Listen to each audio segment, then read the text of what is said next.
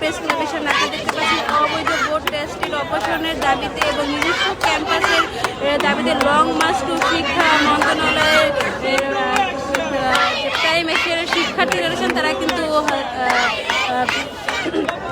Long March ঘোষণা করেছিল এবং রাজধানীর 300 ফিট থেকে কিন্তু তারা জাতীয় প্রেস ক্লাবের সামনে অবস্থান করেছিল এবং তাদের যে দাবিগুলো রয়েছে সেই দাবিগুলো আমরা এখন জানার চেষ্টা করবো এবং কী দাবি নিয়ে তারা জাতীয় প্রেস ক্লাবের সামনে লং মার্চ ঘোষণা করেছে।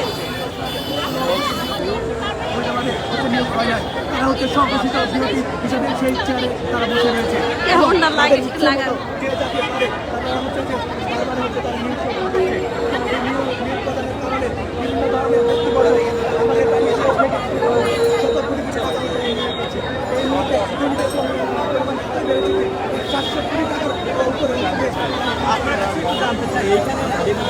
বারবার স্থানের নাম হচ্ছে আবার আপনাদের ক্যাম্পাসের দাবিও রয়েছে তাহলে এখানে রাষ্ট্রপতির ছেলে আশাদা খানের নাম কি হবে?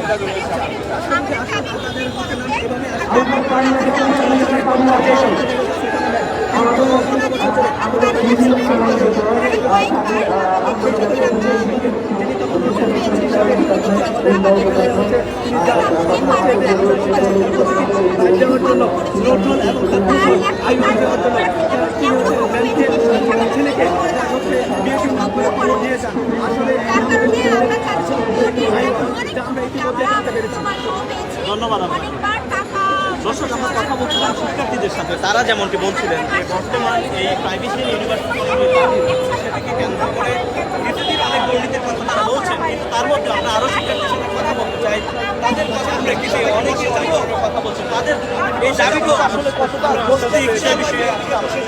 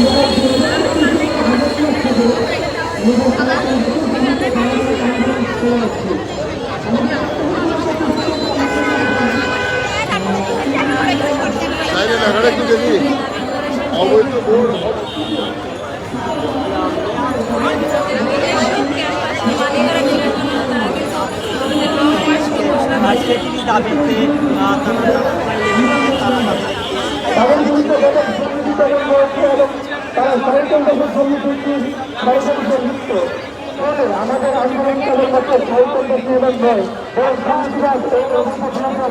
দর্শক, আমরা কথা বলছিলাম শিক্ষার্থীদের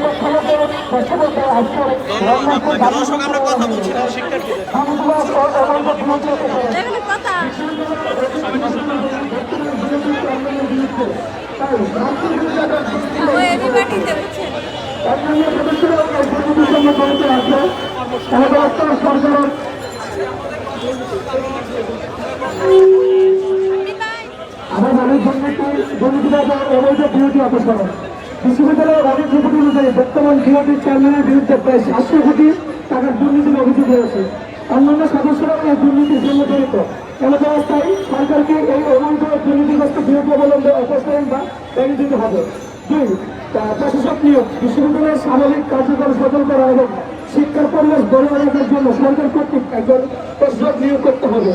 এই প্রশাসনের তত্ত্বাবধানে নতুন বড় কাজটি গ্রহণ করতে হবে। একই সঙ্গে তিনি স্থায়ী ক্যাম্পাস নির্মাণের কাজ তদারকি করবেন। 3. প্রশাসককে সাময়িক নির্বাহী ক্ষমতা প্রদান।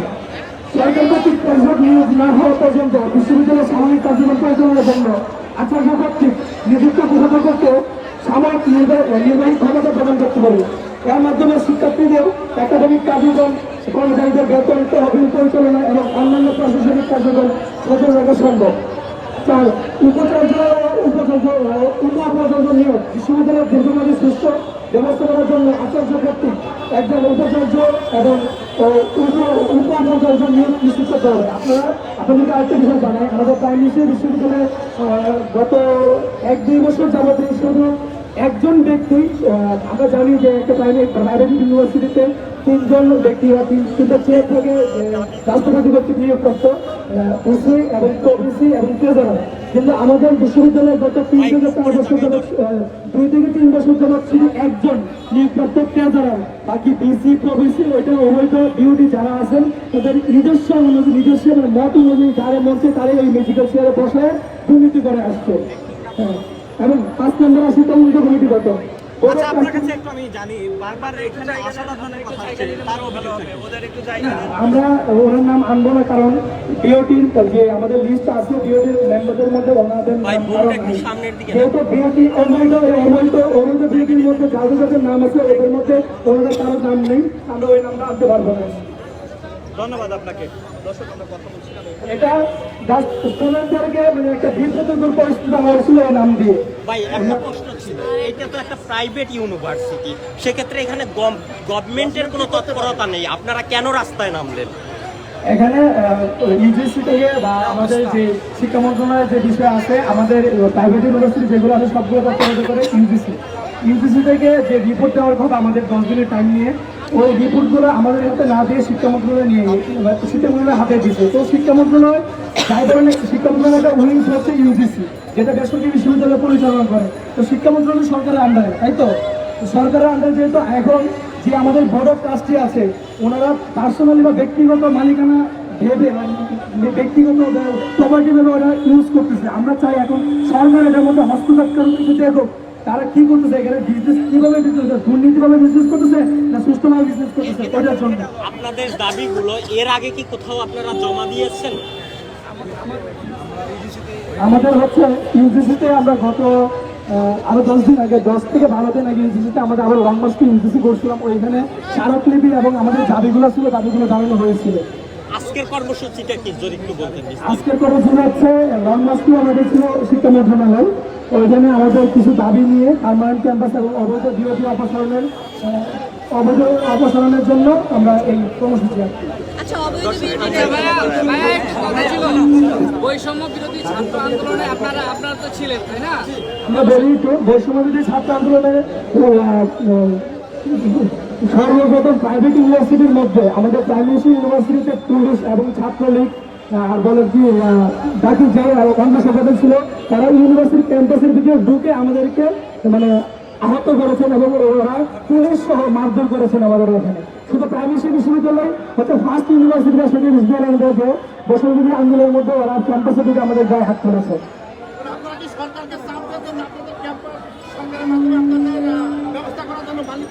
না, আমরা সরকারকে আমাদের যে সিস্টেম, লিগাল যে সিস্টেম আছে ওই সিস্টেম অনুযায়ী আমরা আগাবো এবং আগাচ্ছি। আচ্ছা, আপনারা যে এখানে একটু যোগ করার ব্যাপার আছে, খুব ইম্পর্টেন্ট একটা প্রশ্ন আসছে যে আপনারা এখানে রাস্তায় নামছেন কেন? দেখেন, আমরা প্রাইভেট ইউনিভার্সিটিতে পড়াশোনা করি আমরা টাকা পয়সা দিয়ে। তো ইউনিভার্সিটি আমাদের পড়াশোনা পরিবেশ নিশ্চিত করবে, আমাদের ক্লাসরুম নিশ্চিত করবে, আমরা এখানে পড়াশোনা করবো। এখন এখানে ইউনিভার্সিটি করেছে কি আমাদের দুইটা বিল্ডিং আমাদের ক্লাস হয়, একটা হচ্ছে এমএইচ টাওয়ার, একটা হচ্ছে state tower. MH tower already তাদের সঙ্গে চুক্তি এক্সপায়ার হয়ে গেছে, তেমন যখন ইউনিভার্সিটি সেখান থেকে বের করে দিতে পারে। তাহলে আমাদের এই স্টুডেন্টগুলা কোথায় যাবে? এদিকে আমাদের মেইন যে ক্যাম্পাস করার কথা ছিল, জায়গা কেনা হয়েছে। এর আগেও আমাদের এই দাবি নিয়ে আমরা আন্দোলন করেছি, তখন আমাদের আশ্বাস দেওয়া হয়েছে যে খুব দ্রুত হবে। সেই আশ্বাস, সেই দ্রুত কত দূর? নজরুল সাহেবের 1 বছর কত বছরের তা আমরা জানি না।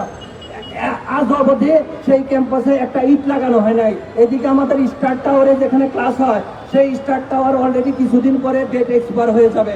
তাহলে আমাদের এই স্টুডেন্টরা আমরা কোথায় ক্লাস করব? আমরা কি রাস্তায় ক্লাস করব? তাহলে আমরা কেন আমাদের দাবি নিয়ে আমরা রাস্তায় নামবো না?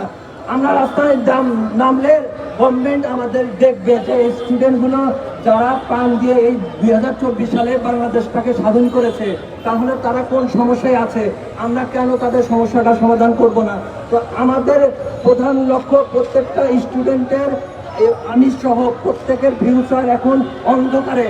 আজ বাদে কাল যদি বিল্ডিং মালিক প্রাইম এশিয়ান ইউনিভার্সিটির ছাত্র সবাইকে বিল্ডিং থেকে বের করে দেয়, আমরা কোথায় ক্লাস করব?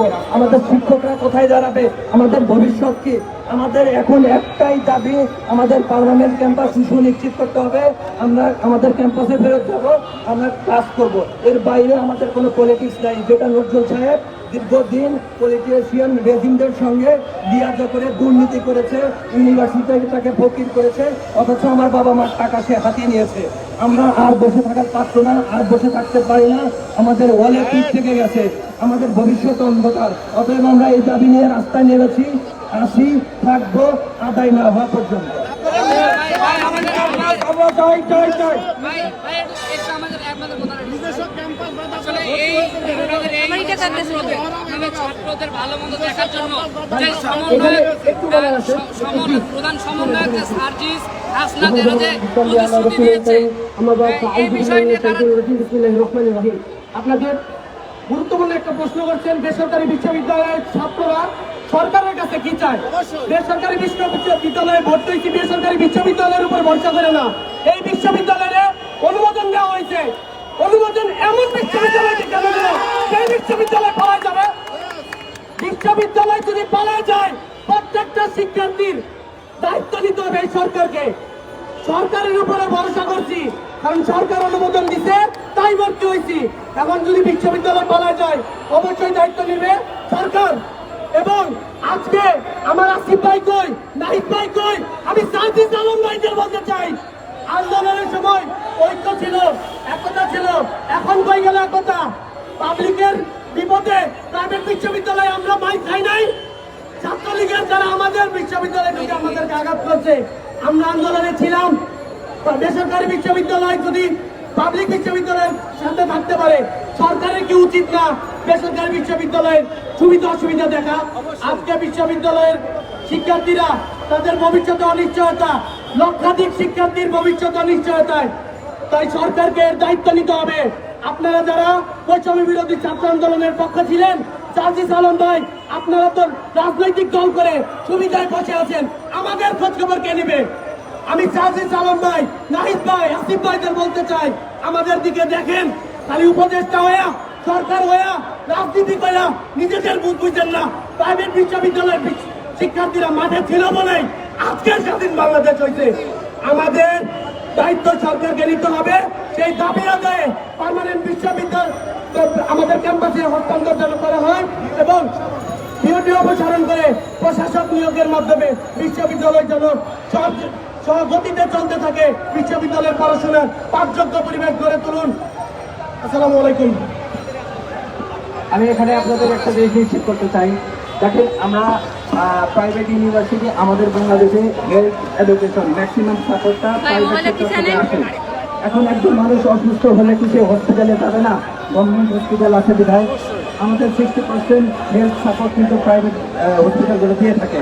তো আমাদের বিশাল জনগোষ্ঠীর যে স্টুডেন্টগুলো বের হচ্ছে এসএসসি এইচএসসি পাস করে, যারা আমরা সেশন ট্রাস্টে পড়তে চাই না, যারা হয়তো বা আমরা মেধার তালিকায় টিকতে পারি নাই, তারা হয়তো প্রাইভেট ইউনিভার্সিটিকে বেছে দিই। এখন এই প্রাইভেট ইউনিভার্সিটিকে তো অনুমোদন দিয়েছে গভর্নমেন্ট, ইউজিসি গভর্নমেন্ট তাদের একটা ইনস্ট্রাকশন দিয়েছে। এখন সেই ইনস্ট্রাকশনের মধ্যে আছে তাদের নির্দিষ্ট সময়ের মধ্যে পার্মানেন্ট ক্যাম্পাস। তো পার্মানেন্ট ক্যাম্পাস একটা ইউনিভার্সিটি যদি লাভজনক ইউনিভার্সিটি হয়, সেটা সে সুষ্ঠু তদন্ত করে দেখবে যে সে লাভে আছে না লসে আছে। যদি লসে থাকে, তোমার যদি ক্যাপাসিটি না থাকে, তাকে কেন ইউজিসি তাকে হচ্ছে অ্যাপ্রুভ দেবে? নাম্বার 1। নাম্বার 2, এতদিন সে কিভাবে টিকে থাকলো অলাভজনক ভাবে? তার মানে সে টাকা, এখানকার টাকা ব্যবসায়িকভাবে দুর্নীতি করে সে পাচার করছে। তাহলে এই জিনিসটা ইউজিসির উচিত এই জিনিসটাকে ইনকোয়ারি করা। আমরা ইউজিসিতে গিয়েছি, আমাদের যে দৃষ্টিভঙ্গি, আমরা যে জিনিসটা অবজারভেশন করেছি, তাতে দেখেছি তাতে প্রত্যেকের জায়গা থেকে নিজস্ব একটা লিমিটেশন আছে। কিন্তু নজরুল সে দুর্নীতি করে এই ইউনিভার্সিটিকে সে দখল করেছে, যার ফলে উপর পর্যায়ের দুর্নীতিগ্রস্ত মানুষের সঙ্গে তার অনেক ধরনের হাত মেলানো আছে। তারই ধারাবাহিকতায় আমরা যারা আন্দোলনে নেমেছি, আমাদের বিভিন্নভাবে প্রাণ নাশের হুমকি দেওয়া হচ্ছে। আমাদের বলা হচ্ছে আমরা ইউনিভার্সিটিতে আসবো না, তোমরা আমি ইউনিভার্সিটি প্রেস চালাও, ক্লাবের সামনে। আমরা কোনো বেতন দেবো না, তোমরা বেতন দাও। প্রেস তার ক্লাবের মানে সামনে। ইনডাইরেক্টলি আমাদের টেকনিক্যালি এখান থেকে সরিয়ে দেওয়ার একটা প্ল্যান করা হচ্ছে। আপনারা কি দেখেছেন কিনা জানি না, একটা ভারতীয় মিডিয়া, অনলাইন মিডিয়া এবং টোটাল মিডিয়া, তারা আমাদের ভিসি প্রাক্তন ভিসি যে দুর্নীতির সঙ্গে হাত মিলিয়ে ভিসি হয়েছিল তার পক্ষ হয়ে একটা মিডিয়া প্রচার করেছে বাংলাদেশের সংখ্যালঘু প্রক্টরকে ইউনিভার্সিটি থেকে অবসরে যেতে বাধ্য করা হয়েছে। এই মেসেজ দিয়ে ইন্ডিয়া মিডিয়া কি দিতে চায়? মেসেজটা দিতে চায় এইভাবে যে আমরা আমাদের সঠিক আন্দোলনে নাই, আমরা পলিটিক্যাল কোন পার্সন এই জিনিসটাকে ভিন্ন খাতে পরিচালনা করতে চায়।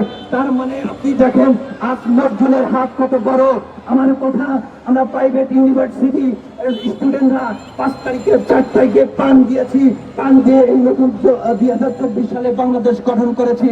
তাহলে কেন আমরা এই অনিশ্চিত এই জায়গায় থাকবো? আমি এই জায়গায় আমাদের সর্বোচ্চ অভিভাবক রাষ্ট্রপতির কাছে অনুরোধ জানাতে চাই, আপনার ছেলেদের ভবিষ্যৎ দেখুন। আজকে হুমকির মুখে তারা কে কোথায় বের হচ্ছে, এই তাকে দৃষ্টি আমি আকর্ষণ করব। আমি প্রধান উপদেষ্টা বরাবর বলতে চাই, আপনি আমাদের অভিভাবক, আপনি আমাদের সূর্য সন্তান। বিশ্বের বুকে বাংলাদেশকে বলতে হয় না, ডক্টর ইউনূসকে বললে বিশ্ব চিনে। সেই সন্তান আপনার সন্তান, আমরা গর্বিত সন্তান। আমাদের ভবিষ্যৎ এখন কোথায়? আমাদের ভবিষ্যৎ নিয়ে আপনাকে ভাবতে হবে। সবশেষে আমরা বলতে চাই, আমরা প্রাণের দাবি ক্যাম্পাসের দাবি নিয়ে রাস্তায় নেমেছি। এর বাইরে আমাদের কোনো পলিটিক্যাল কোনো উদ্দেশ্য নাই। আমাদের যদি কেউ ভিন্ন ট্যাগ দিতে চায়, তাহলে 2024 সালে যেমন আমরা সরকার পতন করেছি, আমরা এই নজরুলের মতো যত লোক আছে এদের আমরা টেনে হিসকে রাস্তায় নেমে আমরা আমাদের ইউনিভার্সিটিকে আমরা সুরক্ষিত করব, আমাদের ভবিষ্যৎকে সুরক্ষিত করব। আমার বড় ভাই বন্ধু ছোট ভাইদের বলতে চাই, আমাদের প্রাণের দাবি দাম না আদায় হওয়া পর্যন্ত আমরা রাজপথ ছাড়বো না, 2024 সালে আমাদের ইতিহাসটা চালু করেছি 36শে জুলাই, যেটা আপনার অভিধানে ছিল না। আমরা নতুন কোন অভিধান আবার নতুন করে যোগ করব, তবু আমাদের প্রাণের দাবি আমরা তা আদায় করে ছাড়বো ইনশাল্লাহ। আমরা সবাই একমত আছি তো? কোন দাবি আছে? আমরা আজকে সবাই এখানে অবস্থান করব। ঝড় বৃষ্টি যত ধরনের দুর্যোগ আসুক, আমাদের দাবি পূরণ না হওয়া পর্যন্ত আমরা এখান থেকে সরব না। আসলে বিউটির নামে 100 কোটি টাকা দুর্নীতি না, সে আমাদের এই ইউনিভার্সিটি দেখায় ফারেস্টের হয়ে অনেক লোন নিয়েছে। তো সেই লোন হিসাব করলে আমাদের ইউনিভার্সিটি এখন বলতে গেলে মাইনাস আছে। তাহলে আমরা 2014 সাল থেকে 2003 সাল থেকে যে ইউনিভার্সিটি শত কোটি টাকা আর্ন করছে, সেই টাকাগুলো কোথায়? শত কোটি টাকা হিসাব করলে এখন দুর্নীতি বের হবে, শত কোটি টাকা বের হবে। আজ আমাদের প্রত্যেকটা ইউনিভার্সিটির স্টুডেন্ট এবং কর্মকর্তাদের যেভাবে র্যাঙ্ক চেঞ্জ হচ্ছে, তাদের যেমন বেতন ভাতা বাড়ানো হচ্ছে, আমাদের ইউনিভার্সিটির শিক্ষকদের সেরকম বাড়ানো হচ্ছে না। তাহলে সেই টাকাগুলো যাচ্ছে কোথায়? আমাদের ইউনিভার্সিটির শিক্ষকরা বলতে গেলে তারা যে লাইফ লিড করছে, এটা আসলে আমি বলবো না যে তারা ভালো লাইফ লিড করছে, তাদের বেতন ভাতা ঠিক মতো দেওয়া হচ্ছে না। এই সমস্ত টাকা অবৈধ ডিউটির মাধ্যমে দেশের পাচার করা হচ্ছে। আমি আপনাদের মাধ্যমে প্রধান উপদেষ্টা বলতে চাই, আপনার সন্তানদের আপনারা রক্ষা করুন। আমাদের ভবিষ্যৎ অন্ধকার, আমাদের ভবিষ্যৎ, আমাদের দাবি আদায় নেওয়া পর্যন্ত আমরা রাস্তা দিতে উঠবো না। কি বলেন? আমরা আছি তো?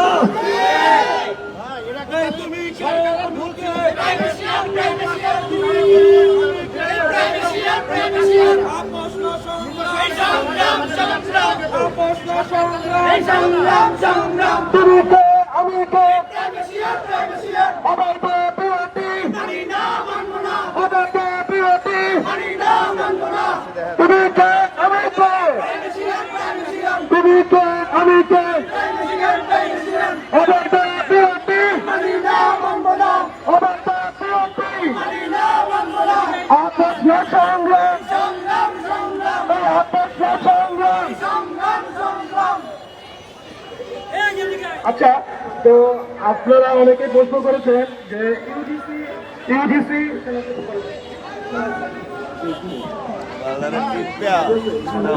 সকল শিক্ষার্থীদের দৃষ্টি আকর্ষণ করছি সকল শিক্ষার্থীদের দিকে দৃষ্টি আকর্ষণ করছি, আমাদের প্রতিনিধি টিম ভিতরে আছেন, তারা মাত্র পৌঁছাইছিল রুমের মধ্যে। আপনারা কেউ ছত্রভঙ্গ হবেন না, দাবি আদায় না হওয়া পর্যন্ত কেউ যাবেন না। এই লড়াই আমাদের শেষ লড়াই, এবার না হলে আর কখনোই সম্ভব না। এই লড়াই আমাদের শেষ লড়াই, এবার না হলে আর হবে না, সম্ভব না। কেউ যাবেন না, সবাই রাস্তায় অবস্থান করেন। আচ্ছা, সবাই একটা প্রশ্ন আসছে আমাদের এখানে যে ইউজিসি তোমরা কি ভার্সিটিতে ভর্তি হয়েছো, কিভাবে ভর্তি হতো? আমাদের ভার্সিটিতে ভর্তি হওয়ার যে নিয়ম কানুন মেনে ভর্তি হতো কিনা, আমরা কি সরকারের অনুমতি ছাড়া কি ভার্সিটিতে ভর্তি হয়েছি? আচ্ছা, ইউজিসি আমরা সকলে প্রাইভেট ইউনিভার্সিটিতে ভর্তি হয়েছি, যে আমরা অবৈধ ইউনিভার্সিটি